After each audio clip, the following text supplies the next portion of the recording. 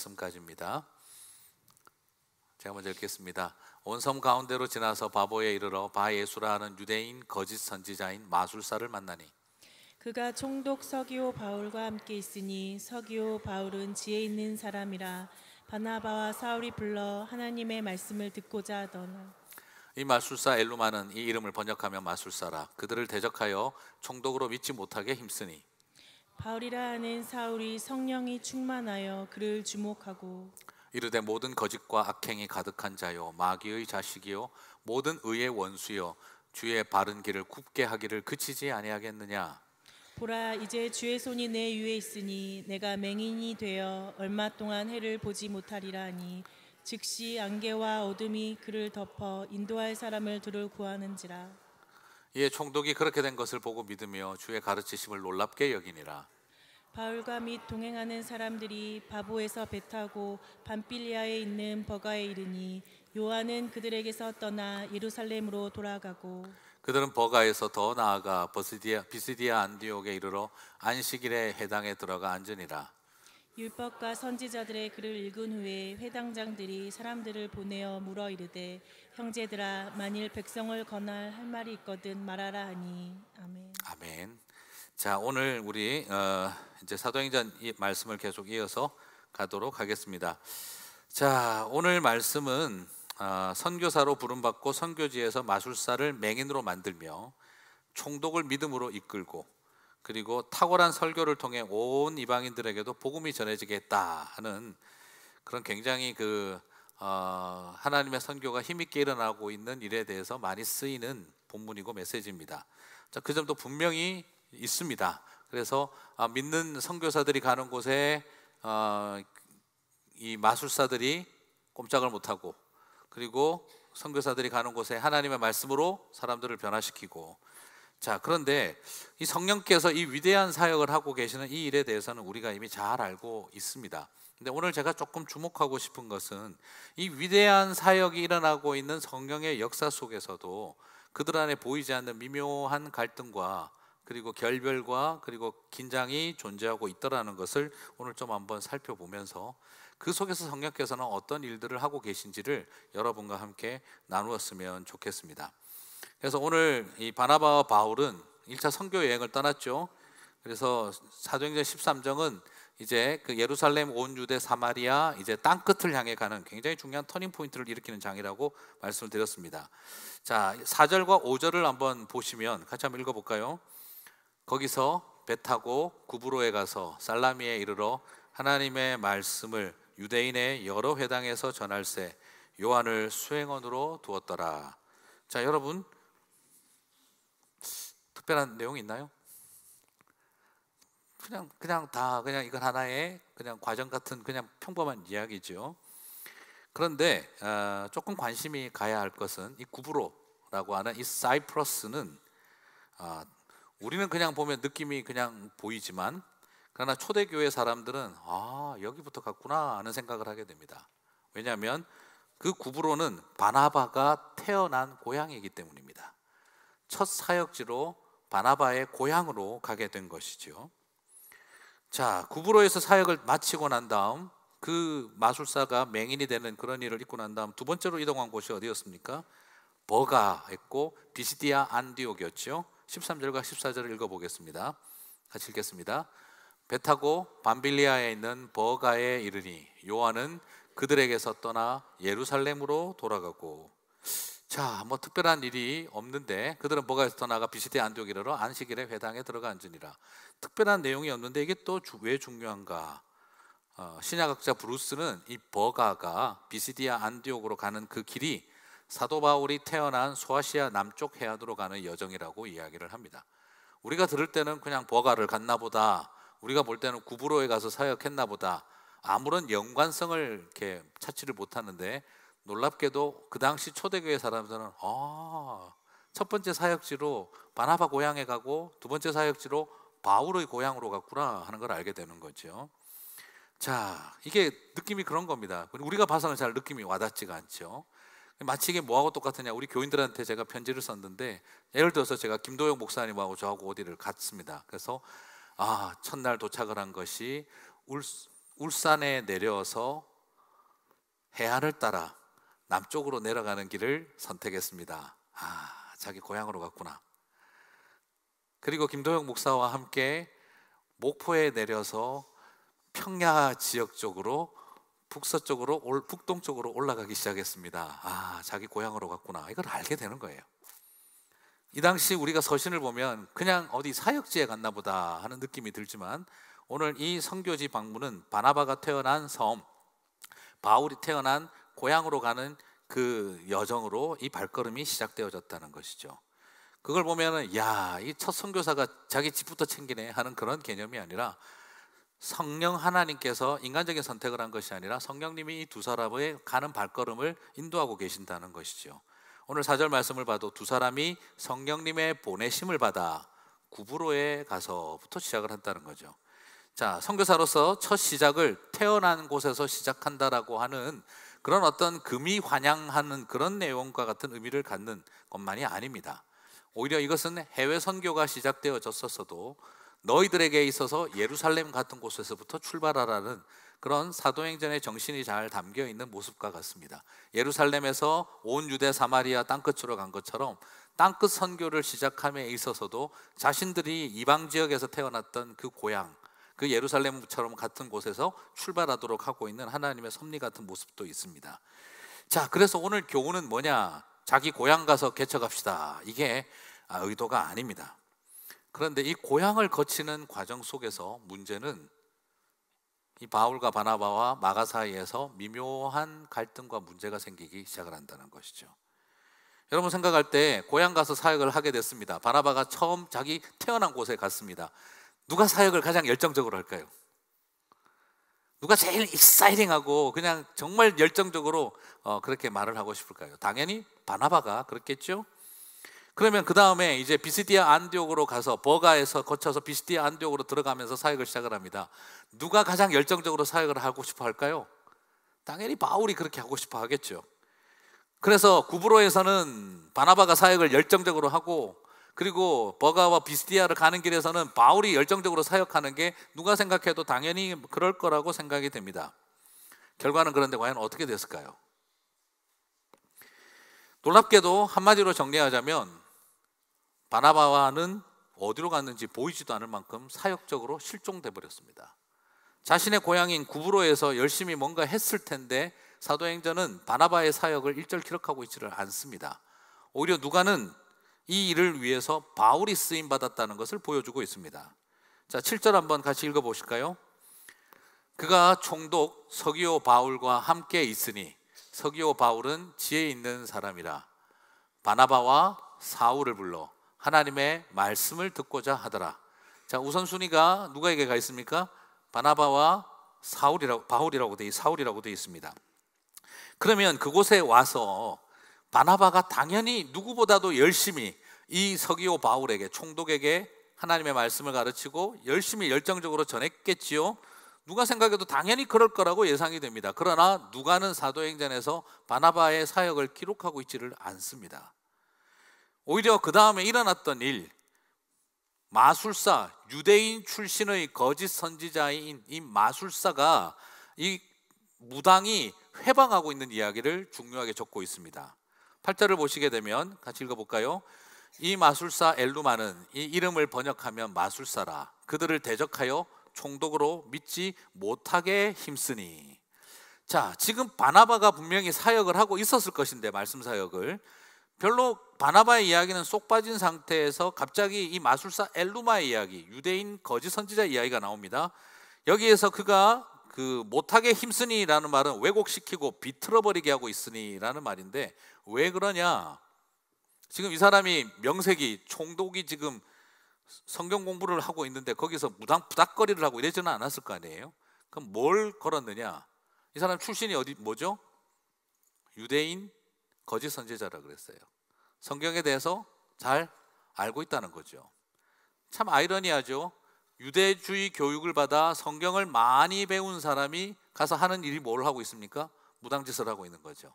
그런데 지금 자기 눈앞에 나타나서 하나님의 말씀을 가르치고 있으니까 지금 자기가 알고 있는 유대교의 성경 지식을 동원해 가지고 어떻게 하고 있는 거죠? 야, 그거 구약의 율법하고 안 맞아. 거기서 갑자기 예수가 왜 나와? 막 이런 식으로 계속해서 이 성경 해석학적인 논쟁을 벌리면서 이 성경 공부를 지금 망치고 있는 거였어요. 자, 이런 상황이 되어지면 이 마술사의 궤변에 분명하게 대응해야 할 분이 누구죠? 바나바가 당연히 나서야 될 거라고 생각이 되는데, 오늘 누가는, 이 사도행전을 기록한 누가는 바나바의 이야기를 1절 기록을 하고 있지는 않습니다. 그리고 오히려 이 일을 등장해서 해결한 사람을 누구로 묘사하고 있습니까? 바울로 설명하고 있습니다. 9절에서 12절을 같이 한번 쭉 읽어보겠습니다. 제가 그냥 읽겠습니다.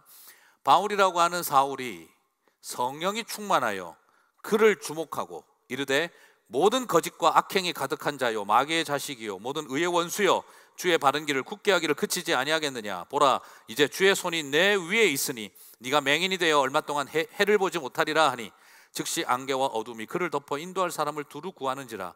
이에 총독이 그렇게 된 것을 보고 믿으며 주의 가르치심을 놀랍게 여기니라. 여러분, 바나바는 보이지 않고 바울만 보입니다. 성령님이 바울에게 충만하게 역사했다라고 이야기를 하고 있습니다. 그리고 사도행전에서 처음으로 이방인이 믿어라고, 믿음을 가졌다라는 표현이 여기에서 처음 쓰이게 되어집니다. 바나바의 고향에서 바나바가 사역적으로 실종되어 버리고, 성령님이 바울을 적극적으로 사용하셔서 바나바의 고향에서 그가 바로 이 마술사를 맹인이 되게 만드는 제어하는 모습을 하게 되어집니다. 여기 참 아이러니하죠. 자기가 원래 어떤 사람이었어요? 복음을 회방하던 사람 아닙니까? 자기가 복음을 회방하다가 뭐가 돼버렸습니까? 맹인이 돼버렸잖아요. 그때와 똑같은 모습으로 사도 바울이 담대하게 이 구원의 아들이란 이름을 가진, 바예수라고 하는 이름을 가진 구원의 아들이라고 하는 이 자를 너는 마귀의 자녀라고 선포하면서, 아들이라고 선포하면서 자기가 겪었던 맹인이 되는 일을 그대로 시키고 있습니다. 그러면서 성령께서 오늘 이 총독을 믿음의 자리로 이끌어가고 있는 거죠. 첫 믿음의 이야기가 나옵니다. 이게 예상 밖의 일이 일어난 거죠. 이 도대체 어떻게 이런 일이 일어나게 됐을까? 바나바는 어딜 갔니? 바나바를 찾아서 지금 갑자기 사라져 버렸어요. 그리고 나서 12절에 그 총독이 믿고 그 가르침을 놀랍게 여기고 난 다음 13절은 아주 독특한 표현을 누가가 쓰고 있습니다. 같이 한번 읽어볼까요? 바울과 및 동행하는 사람들이 바보에서 배 타고 밤빌리아에 있는 버가 이르니 요한은 그들에게서 떠나 예루살렘으로 돌아가고. 여러분, 갑자기 바나바 이름이 어떻게 됐습니까? 없어졌습니다. 바울과 동행하는 사람들로 들어가 버렸습니다. 바나바가 지금 한순간에 동행 1, 네, 요 마가가 동행 2가 되는 상황이 와버린 거죠. 엑스트라가 돼버렸습니다. 분명히 구브로를 들어갈 때는 오늘 우리가 읽었죠, 그죠? 바나바와 사울이라고 됐었어요. 그런데 구브로를 떠날 때는 바울과 및 동행하는 사람들로 행인 1처럼 바나바가 돼버렸습니다. 분명히 구브로를 들어갈 때는 바나바와 바울 그리고 수행하던 마가 요한이 나왔습니다. 그런데 구브로를 떠날 때는 바울과 동행하는 사람들 그리고 떠나버리는 마가 요한을 쓰고 있습니다. 굉장히 누가는 아주 무덤덤하게 팩트를 기록하고 있는 것처럼 보이지만 이 표현 방식 속에서 뭔가 something happen이 일어났다는 것고, 그리고 뭔가 something wrong 됐다는 걸 우리들에게 그냥 보여주고 있습니다. 사람들은 누구나 다 알게 되는 것이죠. 지금 우리는 해석이 많이 필요하지만 초대교회 사람들은 그 말을 듣는 순간 첫 사역지부터 둘이가 관계가 미묘해지기 시작했구나. 왜요? 마가 요한은 바나바의 생질입니다. 숙부 대신 바나바와 조카 사이인 요한이, 마가가 구브로에서 일어난 이 선교적 열매에서 뭔가 불편해지기 시작했다는 게 이때부터 드러나고 있는 것이죠. 그래서 가버린 거예요. 어떤 분들은 마가 요한이 산길로 올라가는 코스가 힘들어서 중간에 포기했을 거라고도 하고, 또 어떤 분들은 마가가 예루살렘에서 벌려놓은 큰 비즈니스에 핍박이 생겨서 빨리 비즈니스 구출하러 갔다는 여러 이유들도 있겠습니다만, 그냥 제가 보기에는 그런 일들은 다 핑계고 오히려 여기에서 보이지 않는 텐션이 그들 안에 꽉 자리 잡았다는 것이죠. 구브로를 떠난 버가에 와서도 그래서 버가가 버간 것 같아요. 마가가 버리고 갔다 이래가지고 버가가 하니까 아주 이렇게 고급스럽게 신학적인 해석을 하다가 유치한 아저씨 노객으로 해석을 가끔 바꿔도 재미가 있습니다. 자, 이렇게 버가에 온 다음에 16절은 마가가 바울이 설교를 시작했다는 걸 보여줘요. 바울이 일어나 손짓하며 말하되 이스라엘 사람들과 및 하나님을 경외하는 사람들아 들으라 하며 50절 40절에 가까운 설교를 그가 선포하기 시작을 합니다. 바로 유대인들을 향한 구속사적 구약 성경 해석을 하고 있는 것이었죠. 자, 첫 사역지 구브로에서 일어난 마술사를 제어하는 권능과 버가에서 말씀으로 설득하는 이 선교사역, 말씀으로 권능으로 이 모든 일을 한 일에 성령님은 두 사람을 세우셨는데 바울을 통해서 이 일을 하게 하셨다는 것을 보여주고 있습니다. 그리고 이제 사도행전을 기록한 누가는 바나바와 바울로 시작하여 바울과 동행한 사람들로 넘어가더니 노골적으로 완전히 이름 순서를 바꿔버립니다. 바울과 바나바가 담대히 말하여 이르되, 이렇게 사라진 바나바의 이름이 다시 나타났지만 그 순서는 완전히 뒤로 가버리고 있는 것을 보게 되어집니다. 사도행전 13장은 이러한 변화가 그대로 보입니다. 사도행전 13장 1절은 시작할 때 바나바로 시작해서 사울로 끝이 났습니다. 니게르라고 하는 시몬과 막 이름들이 쭉 붙었습니다. 분봉왕 젖동생 누구의 아들이요 이런 거 다 나왔으나 사울 이름은 설명도 없이 이름 하나밖에 없었습니다. 그래서 5명의 리더들 중에서도 제5열에 속했던 그런 사울의 모습이 선교지를 떠날 때 두 사람을 모을 때 바나바와 바울로 가더니, 그리고 구브로를 떠나올 때는 바울과 동행한 사람들로 바나바의 이름은 아예 빠졌다가, 그리고 마지막 50절 48절에 가서는 바나바가 아닌 바울과 바나바로 순서가 완전히 바뀐 것을 보게 되어집니다. 바나바의 고향 구브로에서 바나바의 존재감이 보이지 않고 바울의 고향으로 내려가는 초입에서는 바나바의 조카였던 숙부 모시고 수행하던 마가 요한이 떠나버렸습니다. 누가는 담담하게 팩트만 기록하고 있습니다. 하지만 이미 어떤 상황인지 미루어 짐작할 수 있는 상황이지요. 여러분, 여기서 우리가 생각할 것이 있습니다. 성령의 능력이 나타난다고 고통이 없어지는 게 아닙니다. 성령이 역사한다고 갈등이 생기지 않는 것도 아닙니다. 금식하고 기도하고 성령님이 하시는 일이라 할지라도 다 잘 되는 거 아닙니다.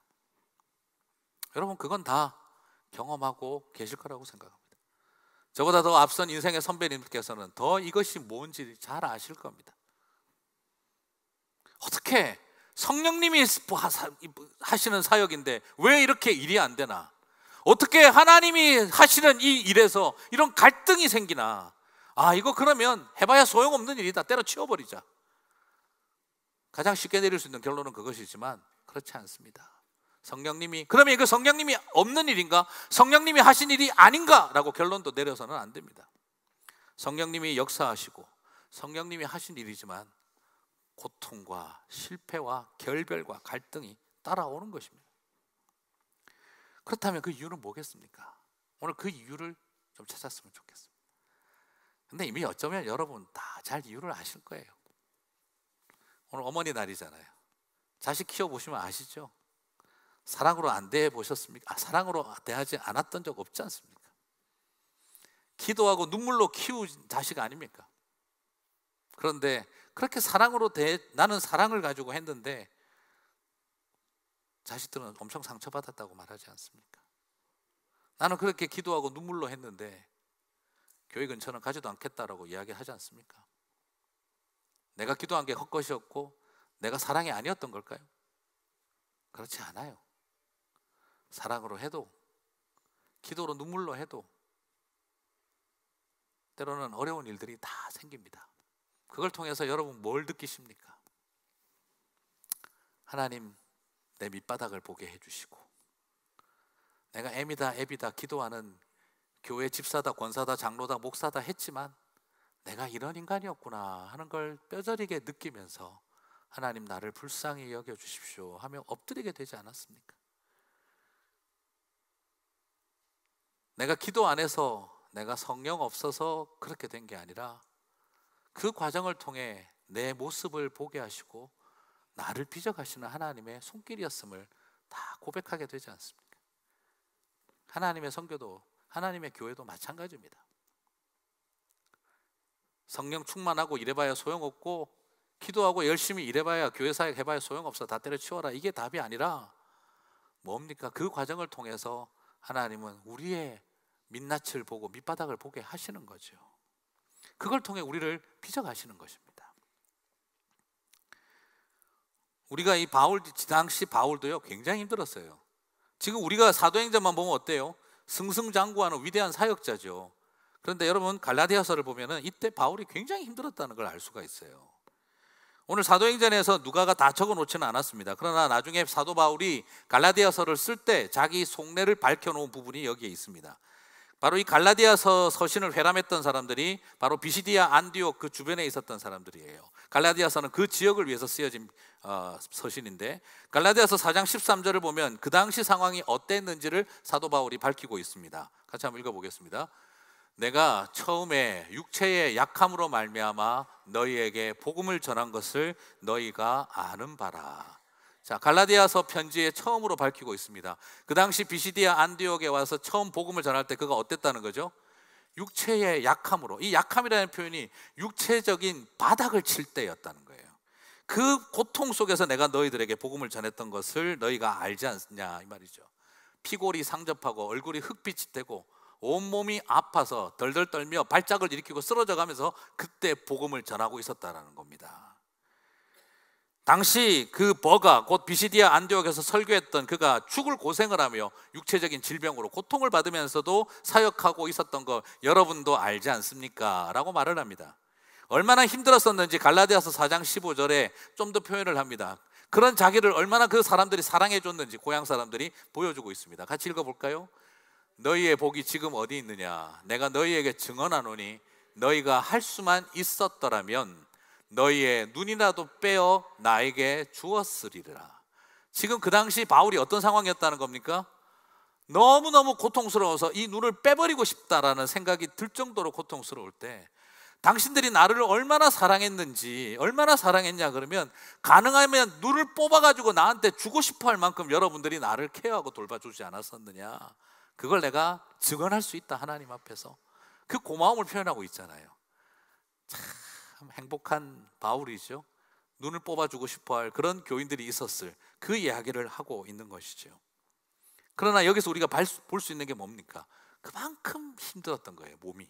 그래서 학자들은 바울이 이때 걸렸던 것이 아마 그 당시 로마에 유행하던 만성 말라리아 질병이었을 거라고 보는데, 그 고통에 대해서 써놓은 기록들을 찾아보니까 이렇게 돼 있다고 합니다. 그 고통은 마치 불에 달군 부젓가락으로 머리와 이마를 지지며 찌르는 듯하다고 그렇게 말을 해요. 그리고 눈이 빠져나오고 터질 것 같은 고통이고 심지어 심한 경련과 발작을 일으켰다라고 이야기를 하고 있어요. 아마 이 당시 미루어 추측하건대 학자들도 평가하는 것은 그 당시 갈라디아 지역, 이 비시디아 안디옥에 갔던 사도 바울은 그렇게 육체적으로 고통스러운 상태였다는 거죠. 놀랍지 않습니까? 마술사를 성령으로 권능으로 제어하여 맹인이 되게 만든 사람이 자기 눈 아픈 거 하나 해결을 못하고 있었던 거죠. 하나님 앞에 쓰임받아 사도로 부름받아서 총독을 믿게 만들고 총독을 하나님의 앞으로 돌아오게 만드는 일을 하고 있으면서도 정작 자기 자신의 형편은 내 육체의 가시 하나 해결 못하고 눈알이 빠져버릴 것 같은 고통을 겪으면서도 복음을 전하고 있어야 하는 그런 상황이었다는 거죠. 여러분, 이 정도 상황 같으면은 내가 뭐 한다고 이거 지금 선교사로 나섰나, 이런 생각 들지 않겠습니까? 그런 상황이 와 있을 때 바울도 역시 그 고통 속에 있었다라는 거죠. 그런 시기에 마가라고 하는 요한이 떠나버린 겁니다. 말은 없지만, 이거에 대한 평가는 하지는 않지만 얼마나 힘들었을까요?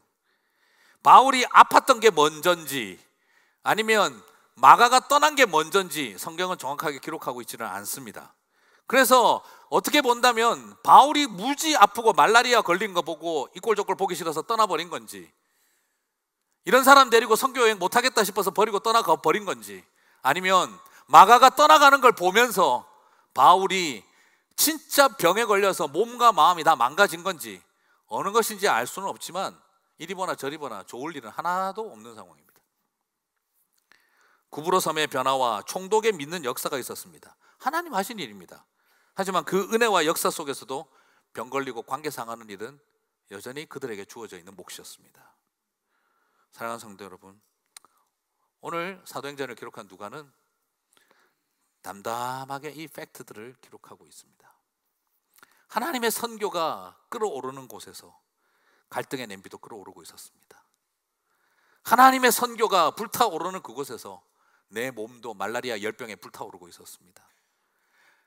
마술사의 눈을 맹인을 만드는 그 역사 속에서 내 눈을 뽑아버리고 싶을 만큼 고통은 해결하지 못하고 살아가고 있었습니다.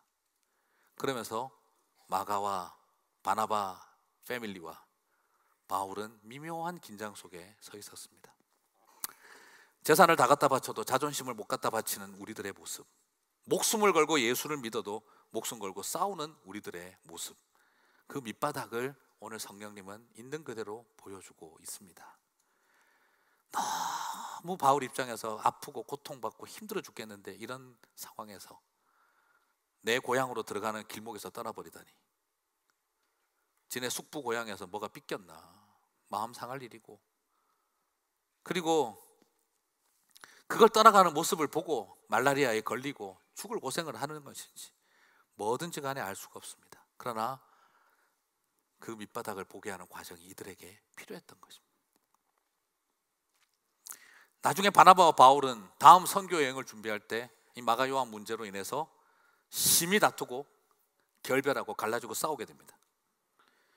그 과정을 통해서 다시 한번 드러나게 되죠. 전 재산을 갖다 바쳐도 목숨을 걸고 예수를 믿어도 서로 사랑할 수 없는 갈등 앞에 설 수 있는 게 하나님의 연약한 백성들의, 우리들의 모습이라는 걸 보여주고 있습니다. 여러분, 왜 성령께서 이걸 보여주시고 계실까요? 너희가 안디옥 교회를 개척한 최고의 영적 지도자든지 어떻든지, 너희가 세계 선교에 처음 파송받은 인류 역사 최초의 선교사든지 어떻든지 간에 그것으로 너희들을 스스로 속이지 말고 착각하지 마라.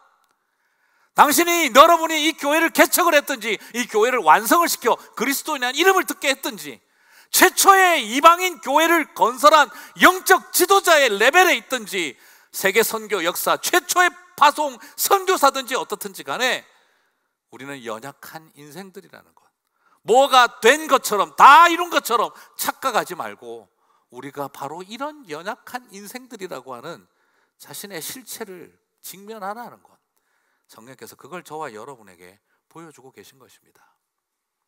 내가 교회 일 좀 하고, 내가 선교 일 좀 하고, 내가 뭘 좀 알기 시작했다고 해서 목사 되고 선교사 되고 장로 되고 권사 되고 집사 됐다고 해서 다 이룬 것처럼 착각하지 마라. 성령께서 우리들에게 그걸 밑바닥을 보여주고 계신 것입니다. 여러분, 사람이 자기 밑바닥, 자기 민낯을 보기 전에는요, 나는 인내심 가득하고 모든 어려움 사랑과 용서로 다 감당할 수 있는 것처럼, 나는 어떤 어려움이 있어도 묵묵하게 희생하며 이 길을 갈 수 있는 것처럼 다 그렇게 알아요. 우리 모두 다 그래요. 나는 누가 미워해도 다 사랑할 수 있고, 나는 누가 좀 게을러도 다 품고 용서할 수 있고, 다 그럴 거라고 생각해요. 그런데 이런 밑바닥을 보고 나야 내가 이런 모습이었구나, 내가 이렇게 자존심 상하고 예민하고, 내가 이렇게 셀피시하고, 내가 이렇게 미움 덩어리고 분노 덩어리였구나. 그렇죠. 전력 질주 해봐야 내 체력이 얼마나 밑바닥인지 알 수 있는 거고, 산을 올라가 봐야 내가 얼마나 약해 빠졌는지 알게 되는 거고, 고통을 겪어봐야 내가 얼마나 이기적인 존재인지를 알게 되고, 그래서 내가 이 모습이구나 하는 걸 알게 되는 거죠. 성령님은 당신의 위대한 일을 우리가 펼쳐가고 있을 때 우리의 밑바닥과 실체 앞에 저와 여러분을 세우신 것입니다. 오늘 바나바와 바울을 세우신 거예요. 그리고 다시 겸손하게 그들을 하나님 앞에 자신을 빚어갈 수 있도록 기회를 주신 것입니다. 여러분, 교회라고 선교하고 열심히 내 일을 하다 보면 내 밑바닥과 타인들의 밑바닥 다 보입니다. 여러분, 그냥 우아하게 폼 잡고 예배 드릴 때 절대 몰랐던 그 민낯을 보게 됩니다. 그걸 보고 실망하지 마시고, 실망만 하지 마시고 비로소 내 실체를 발견하고 엎드리시게 되기를 바랍니다. 하나님 일을 한다고 하다 보니 믿음의 형제 자매들의 민낯을 보고 밑바닥을 본 것 같습니다. 하나님의 일을 하다 보니 비로소 내 밑바닥과 내 민낯을 보고 내 실체를 발견한 것 같습니다. 이 고백이 저와 여러분의 고백이 되시기를 바랍니다. 그 고백이 있을 때 하나님께서 다시 저와 여러분을 빚어가시는 통로가 열리는 것입니다. 그런데 여러분, 이런 어려움과 고통을 경험한다고 모두가 다 유의미한 시간을 갖게 되는 건 아닙니다. 안타깝게도 많은 분들이 다른 형제 자매의 밑바닥만 보고 끝이 납니다. 중요한 건 그들의 밑바닥만 보고 끝나면은 역시 나는 옳았고 저 인간들은 안 돼로 끝납니다. 그건 백해 무익입니다. 그 일을 통해서 발견해야 되는 거는 세상에 하나만 끝까지 나쁜 놈 있고 하나만 끝까지 좋은 사람 있지 않습니다. 그 사람의 밑바닥도 보이고 내 밑바닥도 봐야 되는 것이죠. 여러분, 우리가 다 그래요. 내가 올리는 카톡은요 다 이유가 있어요. 그런데 남이 올리는 카톡은 공해입니다. 그게 우리의 마음이 있어요. 단톡방에서 내가 좋아하는 사람이 밤 11시에 올리는 카톡은 얼마나 긴급하고 의미가 있을까 가슴을 졸이고요. 내가 싫어하는 인간이 단체 카톡방에 9시에 올려도 이거는 정신머리가 나간다 하는 생각이 듭니다. 그죠? 그리고 내가 좋아하는 사람을 위해서 단체 카톡방에서 막 그냥 격려하고 하는 말을 적으면은요, 이건 아름다운 공동체의 모습이에요. 그런데 내가 싫어하는 사람을 격려하는 카톡을 올리면 과도한 카톡 공해라고 성토하기 시작을 합니다. 개인적으로 하세요 라고 딱 올립니다. 그냥 맞아요. 단체 카톡방을 좀 잘 쓰십시오. 사진도 한 번에 30장 올릴 수 있는데 30장 계속 올리면 카톡만 30번 들어야 됩니다. 그래서 좀 피곤한 거예요. 모르시면 배우시기 바랍니다. 한 번에 30장 올릴 수 있습니다. 참고하시기 바랍니다. 자, 우리의 마음속에 굉장히 무서운 싸움들이 그렇게 있습니다. 세상에 자기만 완전하게 옳은 사람이 있겠습니까? 타인의 허물 찾으려는 뒤틀린 마음을 가지면 예수님도 십자가에 못 박을 수 있는 게 사람입니다. 타인의 밑바닥이 보이는 만큼 내 밑바닥을 발견하는 것이지요. 남들의 밑바닥만 보고 있으면 조금도 유익하지 않고 백해 무익입니다. 성령님은 우리들에게 원하고 계신 것이 무엇입니까? 그 과정을 통해 내 밑바닥과 내 밑낮도 보라는 것입니다. 선교사로 첫 출발을 했다고 해서 성령 충만하여 마술사를 맹인 만들고 황금의 입으로 설교했다고 해서 여전히 너희가 모든 것이 완성한 인생이 아니다라는 걸 우리 주님은, 성령님은 오늘 저와 여러분에게 이 바울과 바나바와 이 마가의 모습을 통해 우리들에게 보여주고 있는 것입니다. 위대한 하나님의 선교가 일어나고 있으면서도 동시에 리더십들의 연약한 갈등이 일어나고 있고 그 속에 결별이 일어나고 있고 그리고 그들 사이에 금이 가고 있는 모습을 보여주고 있는 것입니다. 문제는 그때부터 시작되었구나. 바나바의 고향에서부터 그때부터 시작되었구나 하는 걸 우리들에게 보여주고 있는 것이지요. 이런 모습을 통해 단순하게 문제가 많네 하는 이런 이야기를 하는 것이 아니라 이게 우리의 실체이고 우리의 모습인 걸 겸손해지라고 보여주고 계신 것입니다. 바나바와 바울이 마가가 떠나버리고 난 다음 바울과 바나바로 리더십은 바뀌고 있습니다. 그리고 난 이후 이 두 분의 민낯은 다음 선교 여행 때 갈등으로 폭발하고 나옵니다.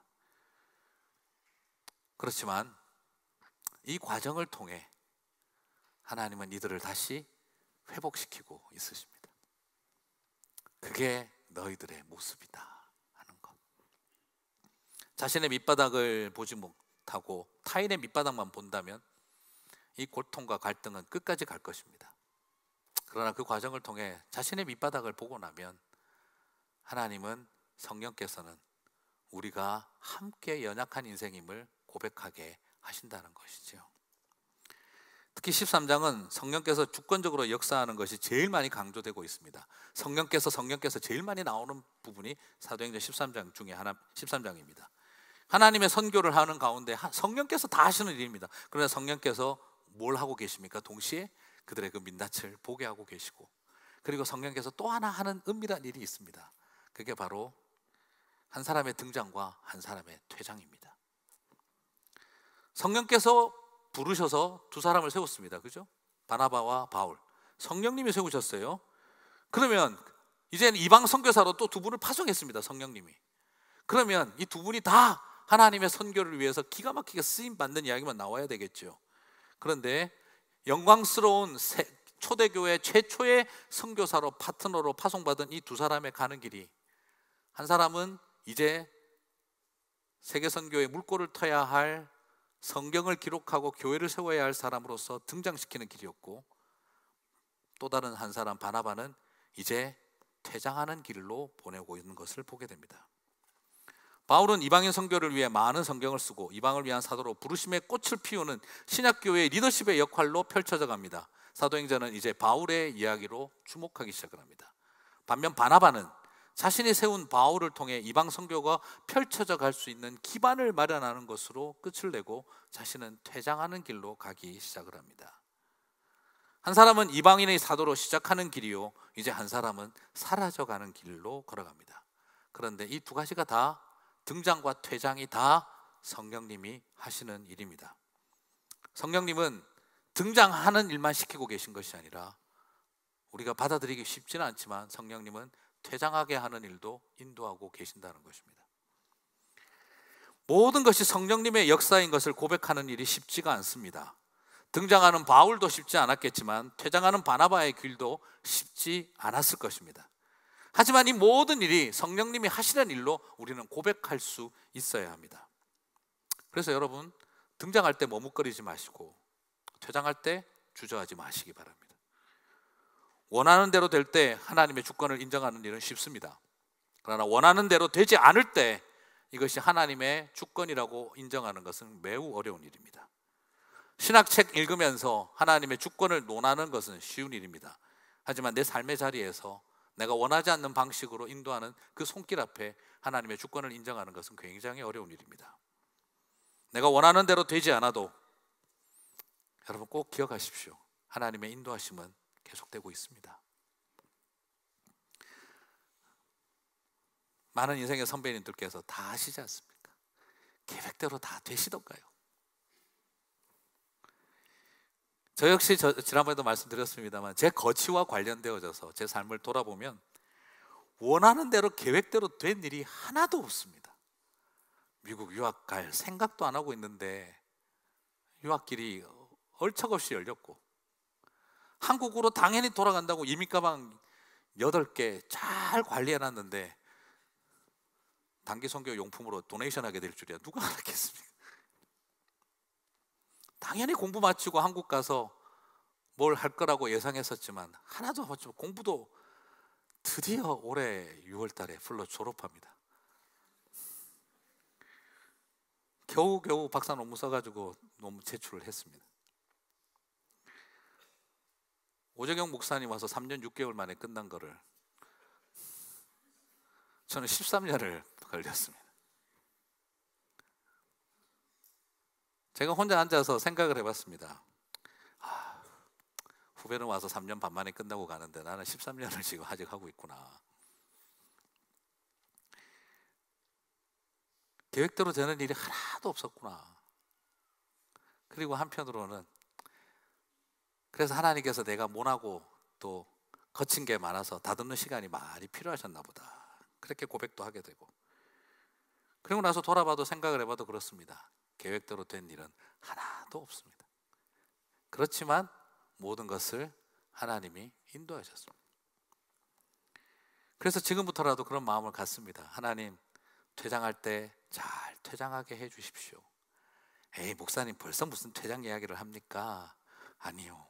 박사가 누구는 디밀면 한다는 디민 박사 하나, 그거 13년은 걸렸는데 저 같은 사람은 지금부터 15년은 준비해야 은퇴 제대로 할 것 같습니다 싶은 생각이 듭니다. 가끔 사람들이 묻습니다. 목사님, 선한청지기 교회에서 끝까지 하실 거죠? 글쎄요 하고 대답을 하면 또 이상한 소문이 납니다. 목사님 다른 계획이 있나 봐. 근데 제 진심이 뭔지 아십니까? 제 거치와 관련되어져서 제 계획대로 된 일이 없기 때문에 계획을 세우고 말하면 그대로 안 될 것 같아서 확신 있게 말을 안 할 뿐입니다. 이 심정을 알란가 몰라. 저는 그렇게 이야기를 드리고 싶습니다. 또 이 말을 또 오해하실까 봐 또 다른 계획이 있어서 이런 이야기 하는 게 아닙니다. 자, 우리의 삶의 계획들이라는 게 다 그렇습니다. 불편한 마음으로 마가가 떠나버리고 몸 아픈 바울과 어색한 상황에 바나바 얼마나 당황스러웠을까요? 말라리아 걸려서 버둥버둥거리고 있는 그 바울을 쳐다보면서 바나바는 떠나간 조카도 그렇고 바울 쳐다보고 있어도 참 갑갑하고, 그런 바나바를 쳐다보고 있는 바울도 얼마나 마음이 불편했겠습니까? 그런데 참 놀라운 것은 이 와중에서도 이 두 사람이 보여주는 그래도 지도자다운 모습이에요. 끝까지 선교여행 망쳐놓을 수 없다는 걸 알고 둘이서 끝까지 그 자리를 지킵니다. 하나는 떠났고 하나는 아프고, 거기에 미묘한 리더십 갈등까지 생겨있는 상황. 그렇지만 그 자리 묵묵하게 지킵니다. 여러분, 떠나버린 마가가 자신의 감정에 솔직하고 순수하다, 그렇게 단순하게 말하지 마십시다. 미숙한 겁니다. 바울과 바나바는 그게 바나바든 바울이든 이런 것 논하지 않고 두 분은 자신들이 감당해야 할 성령님의 인도하심을 충실히 순종하고 있습니다. 자신의 감정을 숨기면서 사역을 잘하는 정치적인 모습이다가 아니라 성숙한 것입니다. 첫 선교팀이 구성되고 첫 사역지 마치자마자 결별이 일어나고 육신의 질고로 미묘한 갈등이 생기고 바나바의 고향과 바울의 고향 사이에서 생긴 리더십의 그 모습의 갈등, 이 모든 과정을 거쳐가면서 다음 사역을 풀어가며 동력하는 두 사람의 모습은 성숙한 모습이라고 말할 수 있겠습니다. 그래서 13장은 뒤에 가서 바울과 바나바로 이름 우선순위가 바뀌었지만 그럼에도 불구하고 그들의 사역이 달라진 건 하나도 없습니다. 46절 바울과 바나바가 담대히 말하여 이르되, 50절 바울과 바나바를 박해하기 위하여 그 지역에서 쫓아내매 여전히 함께 말씀을 증거하고 있고 여전히 함께 박해당하고 있고 여전히 함께 그 길을 같이 걸어가고 있습니다. 어려운 일이지만 이런 노력과 성숙이 그들에게 보여줬던 모습은 이게 바로 성령께서 하신 일입니다.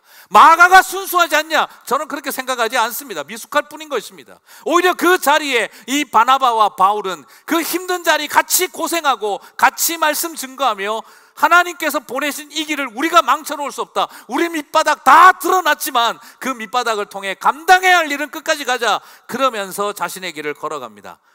물론 나중에 그로 인하여 더 큰 갈등으로 갈라지게 되기도 하지만, 그러나 밑바닥과 밑낯을 보고 난 다음 그들이 하나님 앞에 엎드리기 시작할 때 이 모든 것은 치유와 회복의 통로가 되는 과정이었다라는 것이죠. 그렇습니다. 바울은 시간이 흘러가며 죄송합니다, 표현한 그대로 싸가지 없었던 마가를 끊임없이 동력자로 여기며 귀하게 여기며 초청하고 있습니다. 골로새서 4장 10절을 같이 한번 읽어보실까요? 같이 읽겠습니다. 나와 함께 갇힌 아리스타고와 바나바의 생질 마가와 이 마가에 대하여 너희가 명을 받았음에 그가 이르거든 영접하라. 바울은 마가를 끝까지 챙겼습니다. 옥중서신을 기록하면서도 마가를 돌봐주라고 요구하고 있습니다. 바나바의 생질 마가를 잘 챙겨달라고. 그리고 빌레몬서 1장 24절에서도 말합니다. 같이 읽을까요? 또한 나의 동력자 마가. 여기에서 그는 마가와 어떤 불편함을 보이지도 않습니다. 그리고 그의 인생이 끝나는 마지막 디모데후서 4장 11절, 인생 마지막 거의 편지에 가까운 서신에도 이렇게 기록합니다. 같이 읽겠습니다. 누가만 나와 함께 있느니라. 네가 올 때에 마가를 데리고 오라. 그가 나의 일에 유익하니라. 사랑하는 성도 여러분,